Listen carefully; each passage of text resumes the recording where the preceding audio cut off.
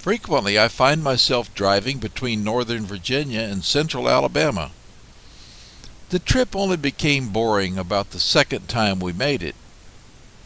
Once, about 2 years ago, while traveling north on Interstate 85 in North Carolina, I noticed a sign indicating a John Deere tractor museum.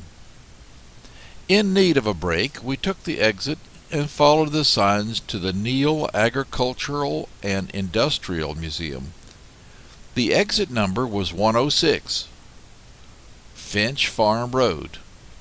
The museum was not really close by, but not terribly far, maybe 5 miles. The drive was pleasant, and maybe even would be appropriate to call it bucolic. Semi-shaded 2-lane asphalt roads through farmland and country homes. The actual street address for your GPS is 5507 Snyder Country Road, Trinity, North Carolina, 27370. I'm not sure what I was expecting, but this really is a museum with most of the displayed equipment restored to like new condition, sprinkled with old memorabilia that does not lend itself well to restoration. According to the website, that's www.lynbrookheritageestate.com, admission is $8 for adults, $5 for seniors, and $3 for youth and children under 17. Not being a tractor historian or even a John Deere enthusiast, I am unable to describe the pictured pieces of equipment adequately, but I can appreciate both the quality of the equipment made for the hard work of farming back when so much of our culture centered on the family farm, and the restoration effort to bring old equipment back to its youth again. My generation was the first of my family to leave the farm.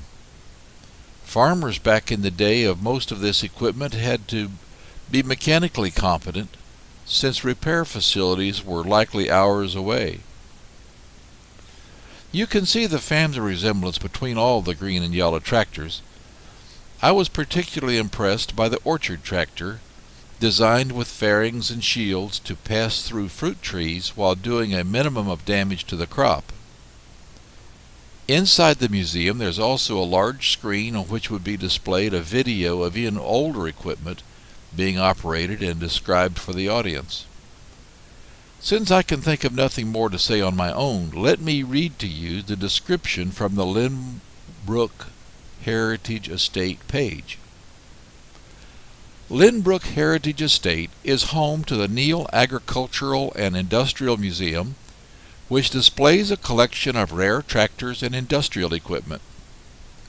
The museum houses 22 fully restored John Deere tractors, a large collection of John Deere memorabilia, a restored 1926 return tube boiler from the P&P Chair Company in Ashboro, a 19th century steam engine, antique electrical apparatus, and a rare Otto Langen engines.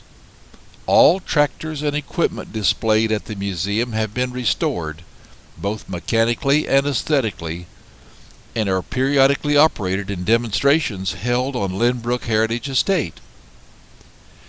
In this section of the museum dedicated to John Deere tractors, the focus is placed on vintage tractors with low production numbers. A few highlights of the museum are several high crop tractor models, an orchard model, and the Model 630 all-fuel standard that is one of the 11 tractors built.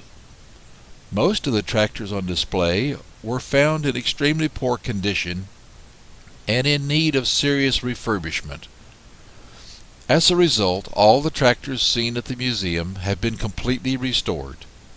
Two very special pieces of equipment found in the museum are the Alice Chalmers Model G tractor, once owned by Jerry Neal's father, Albert Neal, and the Sulky plow, once owned by Jerry Neal's great-grandfather, Ed Hoover. These treasured family pieces have been restored to like new condition as well. The museum also features an extensive collection of John Deere memorabilia, including a wide range of precision and custom-built miniature tractors. The museum also features antique industrial equipment, including rare pieces from the late 19th and early 20th centuries. The industrial display features as its centerpiece a 1926 return tube boiler from the P&P Chair Company of Asheboro, made famous by the production of the Carolina rocker used by President John F. Kennedy. The 1926 boiler was used to produce energy for the P&P Chair Company between 1926 and 1962. It was relocated to Lynbrook Heritage Estate and fully restored to like new condition. Where possible, original materials from 1926 were used in the restoration of the boiler. Soon the boiler will be used in conjunction with an 1890s steam engine to produce electrical power for other museum exhibits.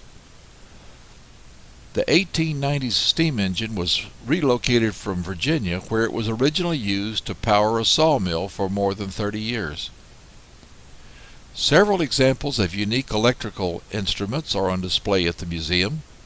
Most of the instruments are from vintage power and industrial manufacturing plants and were used for electrical power monitoring and control more than 60 years ago.